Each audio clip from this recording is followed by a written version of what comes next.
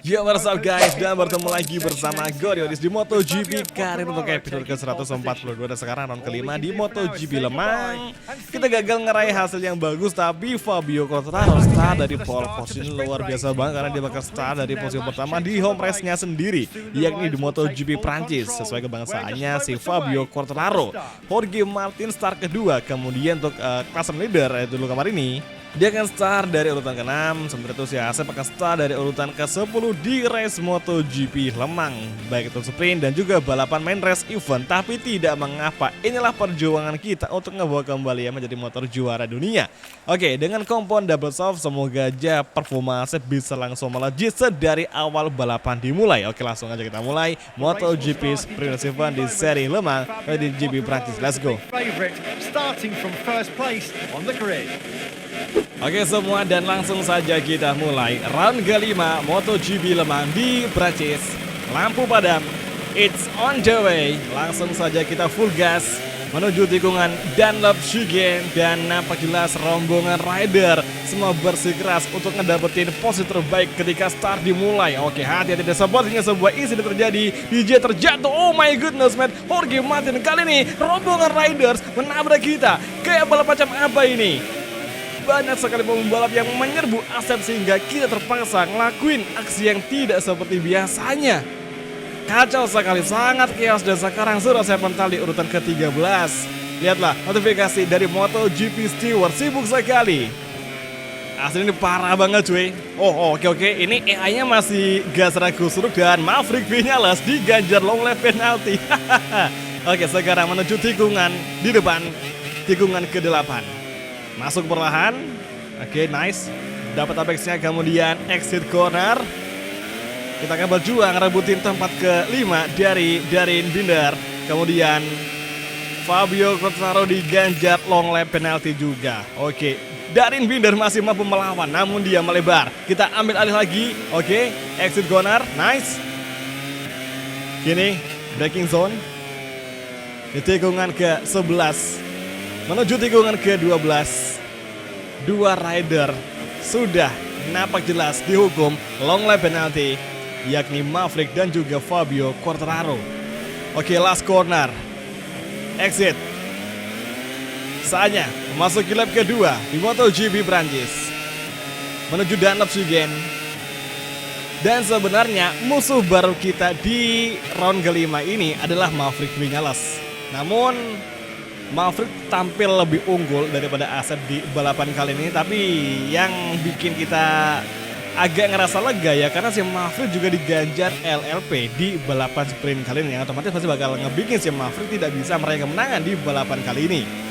Sementara itu Alex Rins yang merupakan rekan tim kita, dia berada di posisi luar biasa banget. Ini sangat-sangat jarang terjadi ya. Ya semoga aja nih si Alex Rins dengan long lap penaltinya Vinales, semoga aja Rins bisa meraih kemenangan di balapan kali ini. Ini pasti bakal ngebikin Yamaha bakal makin bingung mau lebih memprioritaskan siapa di antara kita berdua. Dan sekarang pimpinan race sudah berubah, sekarang sudah dipegang sama Rins karena Maverick sudah masuk di LLB. Namun Maverick Vinales itu masih di posisi kedua, yang berarti ya untuk hukuman dari Maverick itu kurang apa ya, kayak kurang tegas lah ya, minimal 2 LLP untuk bisa ngejauhin Vinales dari perebutan posisi pertama. Kalau dari radar yang ada ini untuk posisinya si Alex Rins sama Maverick Vinales itu sangat dekat sekali, jadi ada kemungkinan nanti Rins bakal gagal untuk mempertahankan posisi pertama yang ia miliki, karena Maverick Vinales cukup OP nih di balapan GP Lemang. Tapi ya lihat aja nanti apa yang akan terjadi di beberapa lap ke depan. Kemudian sekarang lap ketiga menuju first corner. Oke, Dunlop Shingen. Dua rider crash dan out of the race, yakni Bezzecchi dan juga Jorge Martin. Ini baru dua rider saja kelihatan, nggak tahu yang lainnya gimana. Yang jelas sekarang ini balapan benar-benar chaos banget, karena ada satu momen yang ngebikin balapan sangatlah kacau. Oke, sekarang di tikungan ke-6. Tapi ya sering sih balapan di MotoGP Lemang itu ngebikin insiden di Dunlop Shingen. Beberapa musim yang lalu juga kita ngalami hal yang sama, dan itu emang sangatlah kacau sekali. Tapi satu hal yang kita syukuri karena di insiden tadi itu tidak ngebikin Asep untuk terjatuh. Ya mungkin kita ada sedikit kolisi atau sentuhan dengan riders lain, tapi kita nggak sampai terjatuh gara-gara manuver atau insiden yang terjadi tadi. Nah, sekarang saatnya fokus untuk merebutin posisi keempat dari Pedro Acosta dan juga podium 3 dari Alonso Lopez. Oke, entry corner di tikungan ke-9, kemudian tikungan ke-10. 4 riders di depan kita, sangat lama sekali. Kemudian 3-4 di satu tim yang sama, yakni tim Gas Gas Tech 3. Oke, kita agak melebar, cukup mistake. Kemudian kembali ke tikungan 12, lap dia selesai. Dan sekarang tinggal satu lap lagi, dan Pecco Bagnaia di belakang sudah mulai bersiap-siap untuk menyerang The Black Mamba. Oke, last corner, here we go. Lap keempat akan segera kita tuntaskan. Mampukah Asep meraih tempat ketiga? Kalau dari pandangan mata, kayaknya mustahil banget untuk Asep ngerebutin posisi ketiga. Tapi ya kita coba aja, barangkali nanti ada saat yang ngebikin Acosta dan juga Lopez itu melebar atau ngebikin kesalahan yang pasti bakal menguntungkan untuk Asep Surasep. Oke, hati-hati di tikungan ke-6, exit corner, di focus gear fighting. Here we go, menuju tikungan ke-7, masuk ke perdagangan gear 2.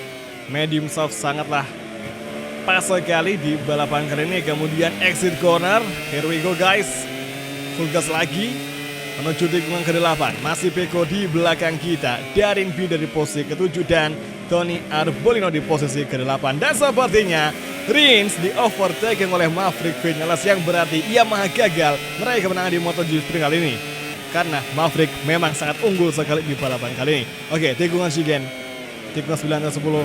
Satu sektor lagi yang akan kita manfaatkan sekitar overtaking. Acosta finally, The Black Mamba meng-overtaking Acosta. Dan sekarang di last sektor, 2 tikungan terakhir, 1 pembalap lagi overtaking. Semoga bisa menyusul Alonso Lopez. Here we go. 1 tikungan terakhir, kita mencoba late braking dan hampir saja meng-overtaking Lopez. Kemudian exit corner, sangat dekat, sangat lama sekali. Dan sekarang di finish line, dan kita gagal ngeraih podium 3 dari Alonso Lopez. Namun balapannya sangat berjalan seru sekali. Oke, Maverick meraih kemenangan. Ya meskipun dia udah dihukum LLP, tapi masih aja dia bisa tembus di posisi pertama. Kemudian Rins nyaris saja meraih kemenangan pertamanya bersama Yamaha. Namun apa boleh buat, lagi-lagi RSGP masih cukup unggul di MotoGP Prancis. Dan gokilnya kita menjadi fastest lap of the race di lap keempat. Gak nyangka kita bakal memiliki lap time sekenceng ini. Mungkin karena kita ada sering ngelakuin kayak track limit tadi sehingga kita agak kenceng. Nah sekarang pertanyaannya, di mana sekarang tempatnya rider pemimpin puncak klasemen? Oke, Luca Marini finish ke-17, gokil, jauh sekali. Mungkin semua karena ada insiden yang terjadi tadi di lap pertama, tepatnya di Dunlop Shigen. Di klasemen, Luca Marini masih unggul dengan jarak 8 poin dari pembalap nomor 2 dan Asep masih di posisi keempat. Sementara itu Jorge Martin masih di posisi kelima dengan jarak yang lumayan jauh. Kemudian di klasemen tim kita bisa membuat Yamaha unggul dengan sekarang berada di posisi kedua. Oke, kalau kita langsung aja kita menuju ke main race event untuk MotoGP Prancis. Let's go. Greetings to all motorcycle racing fans. Oke guys, dan sekarang prediksinya di main race event bakal ada pergantian cuaca yang semula mendung berubah menjadi hujan, yang otomatis kita bakal mempersiapkan settingan, terutama kompon ban, dimana untuk kompon ban di motor basah kita bakal pakein kompon intermediate tapi yang soft supaya lebih bagus lagi gripnya di aspal. Oke, kalau gitu langsung aja kita menuju ke persiapan MotoGP main race event di seri Prancis. Let's go. Fabio Quartararo is the big favorite, starting from first place on the grid. Oke semua, dan inilah dia sesi race kelas MotoGP main race event Le Mans Grand Prix. It's on the way. Kita full gas menuju Dunlop Shigen. Semangat dari ini ada tanda sebelah kiri, dan sekarang menuju first corner. Kita ambil inside line dari Pecco Bagnaia finally. Dan oh my god, Pecco Bagnaia menyenggol kita dan sebuah crash massal terjadi di Dunlop Shigen. Oh my god, ada 4 riders, mungkin bahkan lebih, yang terjatuh di Dunlop Shigen. Kita pun menjadi korban dan sekarang malah kita berduel dengan Alex Rins untuk posisi ke-15. Lah, hati-hati. Oke, Rins sangat agresif sekali. Kita habis crash massal, crash berjamaah di MotoGP Le Mans, cuy. Gila, ini gara-gara Peko tadi, cuy. Lah, oke, hati-hati, oke. Jangan sampai kita ngebikin kesalahan lagi. Luca Marini long lap penalty. Kayaknya tadi Luca Marini juga menjadi penyebab kenapa ada insiden parah di Dunlop-Shigen. Dan siapa sangka kini yang menjadi race leader adalah Jorge Martin. Diikuti di Gia dan juga Maverick yang ada di posisi ketiga. Marc Marquez dengan Fermin Olivier di depan kita. Menuju tikungan ke-9, masuk perlahan. Dan sekarang selisih jarak kita dengan Jorge Martin sebagai race leader terpaut 7 detikan lebih. Ini sangat jauh sekali. Race leader sampai di tikungan terakhir. Kita masih di tikungan ke-12. Dan sekarang SD Gunnar, lap pertama segera usai. Sepertinya ada lebih dari 2 riders yang out of the race. Karena di sini kan cuma ada 2 aja, yaitu si Lopez dan juga Jack Miller. Dan dari insiden tadi kita ngedapetin 2 peringatan. Padahal ya, kalau dari yang sudah ada tadi kejadiannya, itu bukan salah kita. Salahnya Francesco Bagnaia. Kita udah ngambil inside line, dia harusnya ngambil ke ruang, tapi Peko itu cukup maksa dan nyenggol bagian belakang motor kita. Dan mau nggak mau ya kita harus crash. Gue kira kita bakal selamat, cuy. Bakal selamat dari insiden tadi, namun apa boleh buat. Dan sepertinya Pedro Acosta terjatuh dan Surasep naik di tempat ke-14 sementara waktu. Oke, kali ini gas tag 3. Pembalapnya keluar dari balapan semuanya. Dan ternyata Francesco Bagnaia pun juga masuk LLP. Nah, sekarang ini si Peko udah ada di depan kita. Habis ngelakuin LLP, Peko Bagnaia tidak lagi di barisan depan. Braking zone tikungan ke-9 masuk perlahan. Akankah beberapa lap ke depan akan ada riders yang terjatuh lagi, khususnya pembalap yang ada di depan kita? Dengan jarak segini kayaknya cukup mustahil untuk Asep bisa tembus di top 10. Mungkin bisa kalau ada yang crash seperti Peko atau mungkin Fermin itu terjatuh, atau mungkin ada 3 riders yang crash. Ada kemungkinan kita bisa tembus di top 10 di balapan kali ini. Tapi ya tunggu aja, kira apakah hal itu akan terjadi. Karena biasanya kalau balapannya flag to flag itu bakal chaos sekali. Nah, itu yang kita tungguin di balapan kali ini. Semoga aja dengan adanya flag itu bisa ngebantu pergantian posisi untuk Asep, yang pasti kita harapkan semoga bisa naik di posisi yang lebih baik lagi daripada posisi saat ini. Oke, sekarang di tikungan ke-6 masuk perlahan. So far ini gap kita sama Peko jaraknya 4 detik. Dan gap kita dengan Jorge Martin sebagai race leader itu 9 detikan lebih. Jauh banget, cuy. Jadi meskipun ini balapannya udah main race event, tetap aja insidennya terjadi di balapan sprint kembali terjadi. Dan apesnya kita menjadi korban. Kita menjadi korban dan kita crash, terpaksa mental. Dan sekarang kita masih di posisi ke-14 yang harusnya mungkin kita udah bisa di posisi ke-5. Tapi dengan adanya insiden tadi itu ngebuat kita ngerasa rugi banget ya. Nah, sekarang ini kita udah di posisi ke-14 dan kayaknya udah cukup mustahil untuk bisa ngejar dan ngerebut di tempat ke-10.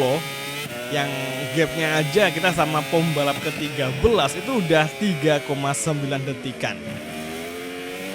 Berdoa aja semoga ada insiden yang terjadi di depan yang mengharuskan beberapa riders terjatuh yang bisa ngebikin Asep tembus di 10 besar. Semoga aja. Doanya buruk bagi para pembalapnya, tapi bagi Asep itu sangat bagus sekali. Sekarang menuju lap ke-4, here we go. Main straight menuju force corner. Masuk perlahan dengan gear 5, gear 4. Turun ke gear 3, kemudian gear 2. Masuk ke ketiga, kemudian tikungan ke-4. Exit corner. Dijia menjadi fastest lap of the race dengan lap time 1 menit 36 detik, 761. Sorry, maksudnya 30,761.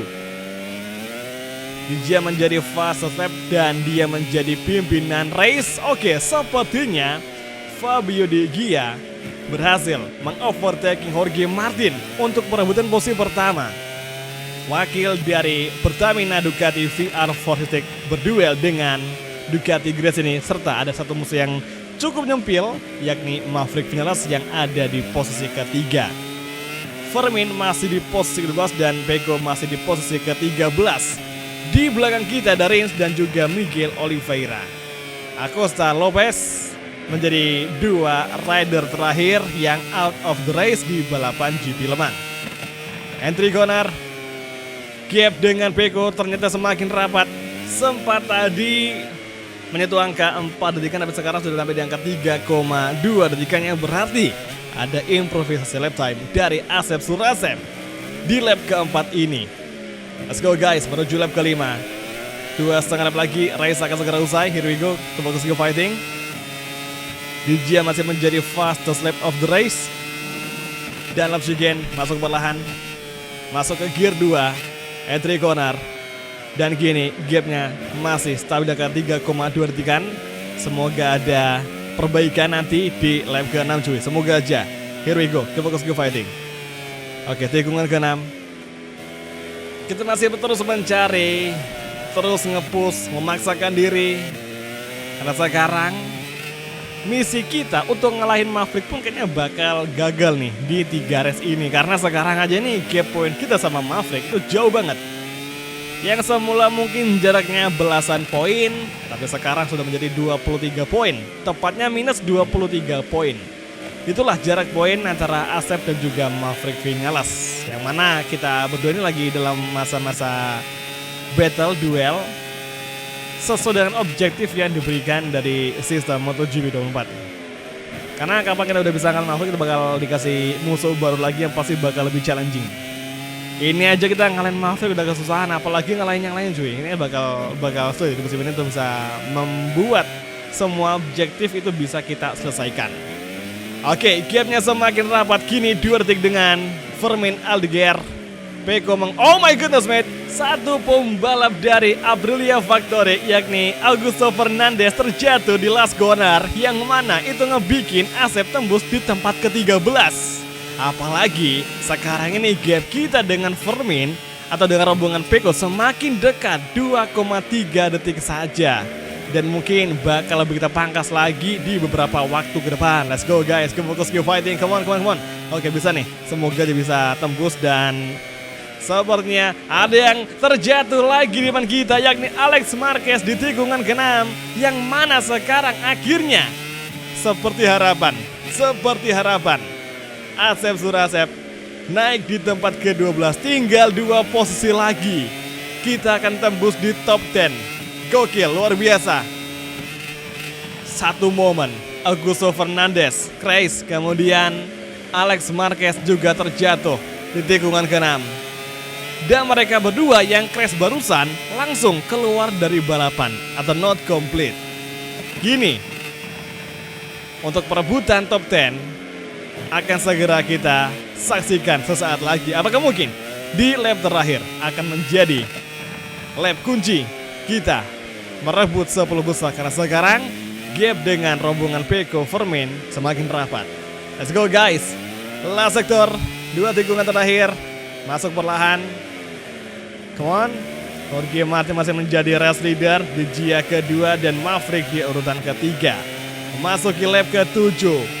Lap terakhir, lap pamungkas di MotoGP Le Mans. First corner, second corner. Oke, dalam Shigen semakin terlihat jelas penampakan Fermin serta Pecco di depan kita. Exit corner, tikungan ke-5, tikungan ke-6. Kita mencoba light braking dengan gear 2, 1,3 gap dengan Fermin. Nampak jelas ancaman dari Yamaha semakin cepat datang. Oke, tikungan ke-7 saat ini Fermin Aldeguer sudah di depan mata. 2 sektor tersisa di lap terakhir. Kita masih mengejar, terus menekan semaksimal mungkin. Dan kini gap kurang dari 1 detikan. Exit tikungan ke-8. RHD on, here we go, backstride. 1 sektor lagi guys, come on, 1,5 sektor lagi. Kita mencoba light brake di tikungan ke-9. 1 orang terjatuh, Fabio Quartararo terjatuh sepertinya. Dan benar saja, woi nyaris nabrak Fabio Quartararo. Untung kita bisa menghindar dan sekarang dengan satu langkah lagi kita harus overtaking Fermin Aldeguer di last sektor. Oke guys, come on, tinggal satu tikungan lagi. Tipis banget nih, come on, bisa nih, pasti bisa. Oke, last corner, kita ambil dari sisi luar lintasan, kemudian exit corner dan gini satu sentuhan lagi finish line, sedikit lagi dan yes, akhirnya, oke. Dan benar saja, Asep mengovertaking Fermin sedetik sebelum melewati garis finish untuk ngerebutin top 10. Gila, gak nyangka kita bisa ngelakuin hal yang sudah kita inginkan sedari awal balapan ketika insiden terjadi. Top 10 cuy, gokil sih ini. Sementara itu Pecco Bagnaia finish ke-9, Marquez ke-8, dan Luca Marini finish ke-5. Jorge Martin meraih kemenangan di Gia kedua si Maverick di posisi ke-3, Marco Bezzecchi di posisi ke-4, Ogura di posisi ke-6. Fabio Quartararo meskipun dia crash, dia kembali bangkit dan finish di urutan ke-12 tepat di belakang dari Fermin Aldeguer. Dan di balapan kali ini ada beberapa riders yang crash. Ini ada 1, 2, 3, 4, 5, 6 riders yang crash dari Alex Marquez, Augusto Fernandez, Acosta, Alonso Lopez, Miller dan juga Darryn Binder. Semuanya not complete, bahkan parahnya 4 riders belum bisa nyelesain balapan di lap pertama, yakni Acosta, Lopez, Miller juga si Darryn Binder. Di klasemen, Luca masih menjadi pimpinan klasemen meskipun jarak poin semakin tipis dengan jarak 3 poin dari Maverick yang ada di posisi kedua. Jorge Martin naik di tempat 3 dan kini Asep masih di posisi keempat dengan jarak 22 poin dari Luca Marini yang menjadi pimpinan klasemen sementara waktu. Jadi oke semua, kalau gitu terima kasih nonton dan sampai ketemu lagi di video MotoGP Karir untuk episode selanjutnya. Oke, thank you, bye dan ciao guys, sampai jumpa lagi.